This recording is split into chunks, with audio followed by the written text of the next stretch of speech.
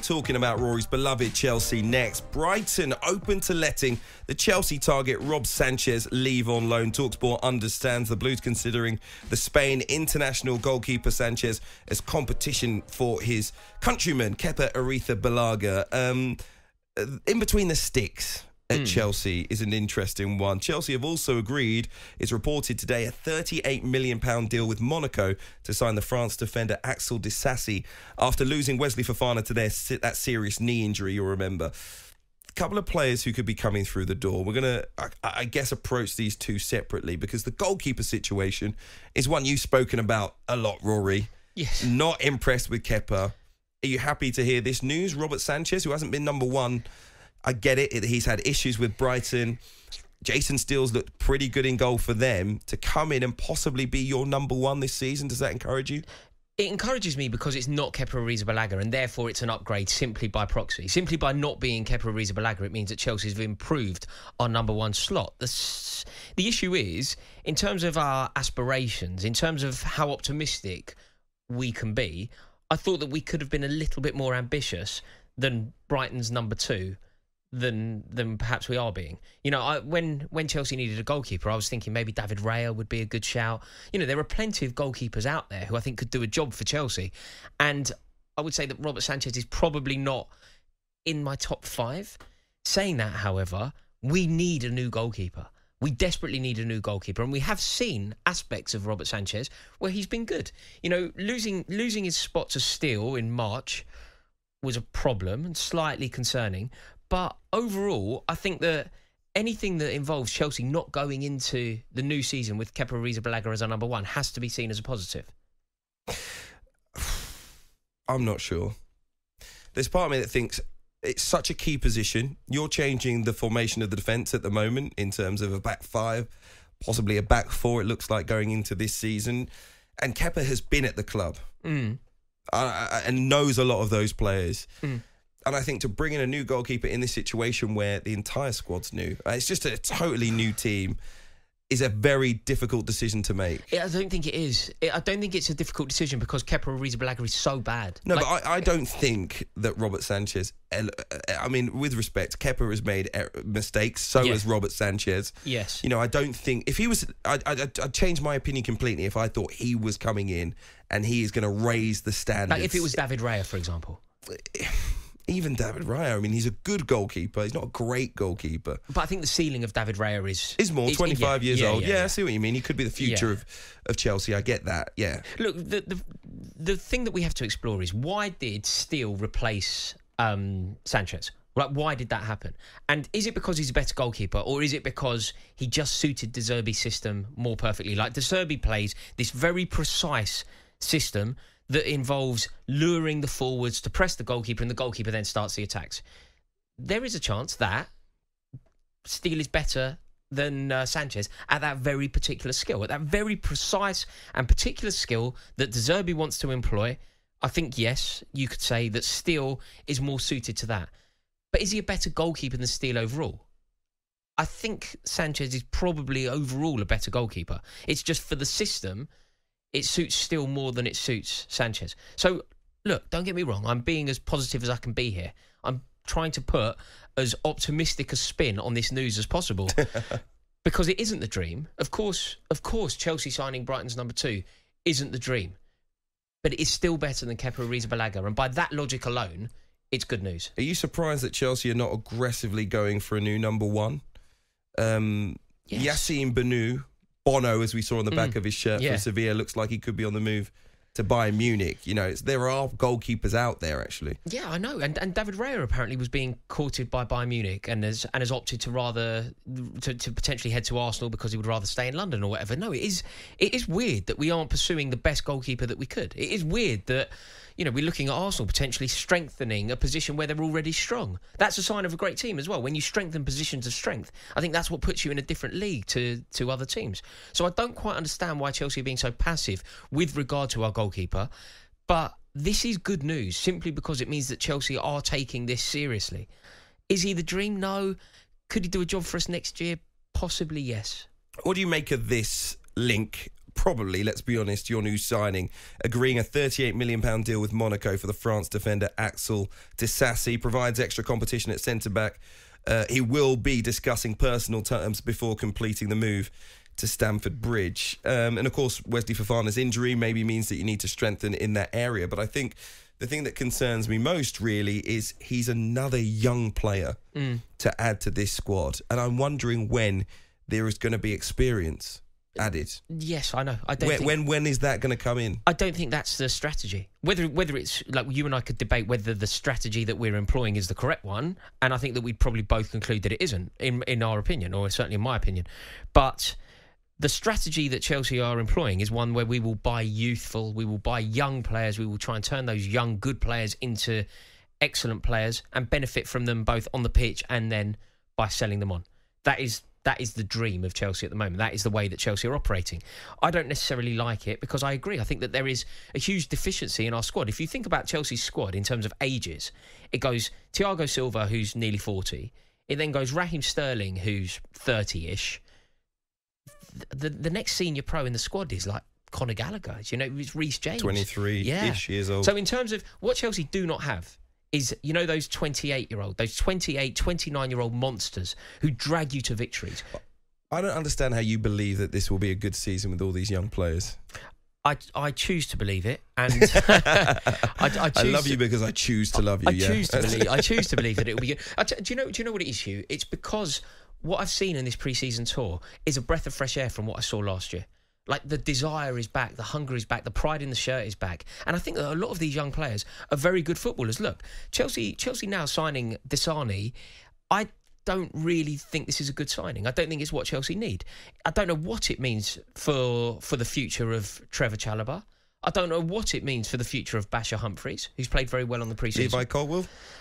Levi Colwill, I believe, now will stay, regardless. I think Levi Colwill, I think the club have pretty much explicitly told us that he will not leave because he's so good. You know, I think he's a starter for Chelsea. I think he's certainly the second best defender at the club, particularly when you bring into the equation that Fofana and Benoit Badiashile both had injuries. So signing Disani doesn't really make sense to me. I know he'd played with Badiashile before. Obviously, he's a France international. But I just think that this is because we're going to sell Trevor Chalobah and maybe Basher Humphreys as well.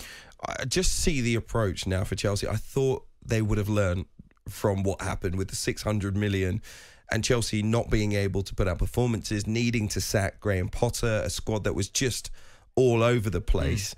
This is what I mean. I mean, you know, the reports are today that there's an injury to Wesley Fofana, who I think still got 7 years left on his contract. So they haven't decided to bring in a defender on loan. No. They've decided to spend £38 million on a 25-year-old from France.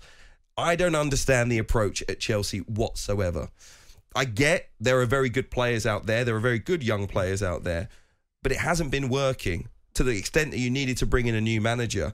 Has Mauricio Pochettino come through the door and said, I'm happy with the approach that you've been taking in the transfer market? Absolutely not. They've hired big names in the boardroom, if you like, or in behind the scenes at Chelsea to, you know, arrest some of the issues that were happening when it came to recruitment, and yet they've continued with the same approach. Yeah, because this strategy is, I think it's twofold. It's designed to hopefully improve the team, but certainly improve the bank balance. Like when you sign these young players, the hope is that you turn them into some of the best players in the world, and then you can sell them on. But why is the first team being used? It's like Borussia Dortmund. It's a totally different ball game out in the Bundesliga. They sign young players with high potential, and they put them out there on the pitch, and they actually, most of them can perform at that level.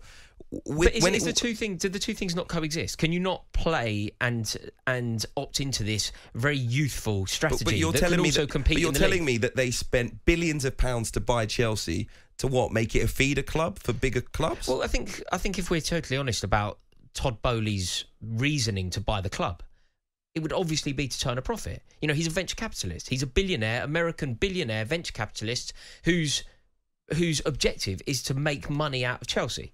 Now, the way that you can do that, I think sometimes the ideals of a billionaire who owns the club and a fan can go hand in hand, because we want to see success, they want to see profit, and sometimes the two things, you know, the way that they get to their ambition and Chelsea fans get to their ambition is that the club succeed. So although your priority is different, you're both ending up in the same place because they make more money the more successful the club is. There is another way of doing that, and that is to consistently qualify for the Champions League and to sell and to develop and sell players. And I have a feeling now that is Chelsea's strategy. Chelsea aren't even pretending to try and compete for the league this season. That isn't who we are at the moment. Will you be that team again in your eyes?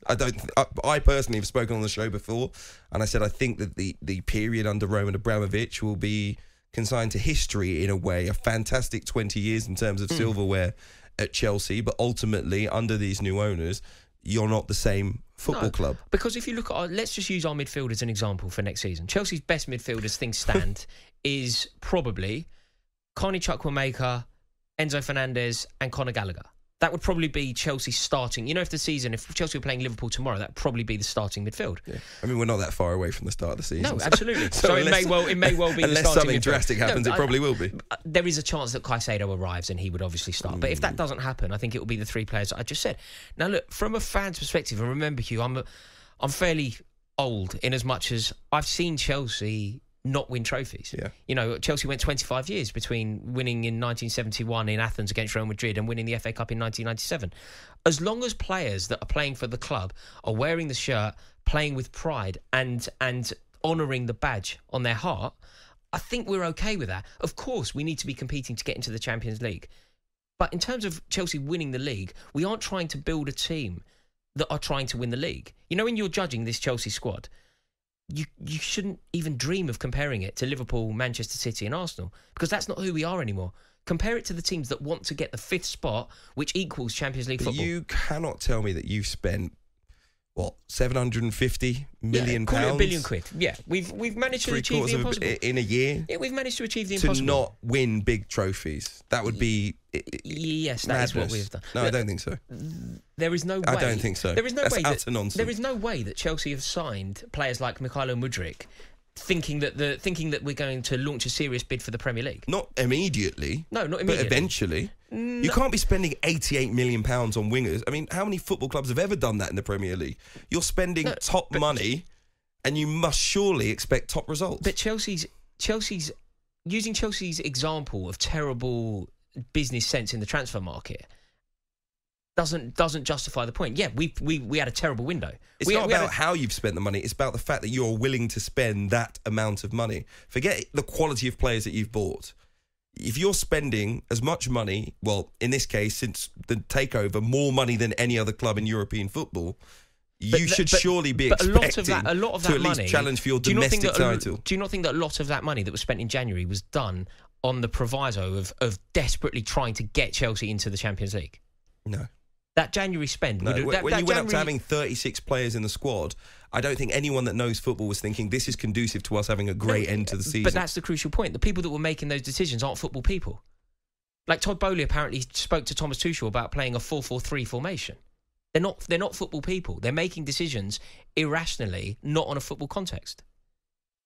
Okay, and you still think you're gonna have a good season? I think that because I think that the squad are young and hungry. I think Mauricio Pochettino is a very good manager. I asked you to name the best team a little bit earlier on, and it cannot be competitive in the Premier League currently. In my opinion, it would be a miraculous season. This Chelsea team, Chelsea's best 11. Of course not. We're Put not Robert Sanchez in goal. No, we're not trying to win the league. Chilwell, James, Thiago Silva, and Badia Shield. Hugh, you need to redefine this Chelsea.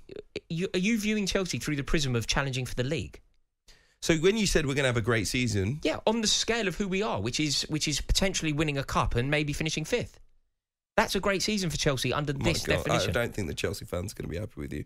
We weren't even going to talk about Chelsea in depth. But that's who we are. But I honestly think I have to ask you guys now, what is a great season for Chelsea at this point in time? Because I think Rory is kind of deluded at this point. Do you believe that Chelsea should be launching a serious and sustained bid for the Premier League title? No, I don't. But I don't think you can say it's a great season to spend £750 million to come 5th and possibly win a cup in your words. If Pochettino takes a team from 12th to 5th and wins silverware, that is a great season. No, you can't measure last season as the barometer for Chelsea. Because that's who we are at the moment. We're a team that finished 12th. You've also finished 10th and then won the Premier League the next season. You just had a horrific season last year. There are far too many good players. Even the young ones that I'm talking about without huge experience clearly have talent and high ceilings. That example... There are too many good players at Chelsea right now for you to be telling me that the 12th place finish last season is how we should judge them. Chelsea's squad isn't in the top 5 in the Premier League. Chelsea's squad Chelsea is definitely fans, not in the top 5. 03717 223344, because I truly believe that. I'm not saying that I think Chelsea will finish top 4, but I think to get into that picture would be a great season. Agreed. But I don't think you can say finishing outside of that is a great season. Champions League football was the reason I said 5th. That's only if English clubs have a good season this year in Europe and our coefficient stays. Yeah, which is more than likely, considering West Ham and Manchester City both won. Yeah, it's still a possibility though that we don't have 5 Champions League spots. There is, but I'd say it's unlikely. All right, Chelsea fans, give us a call, 03717 223344.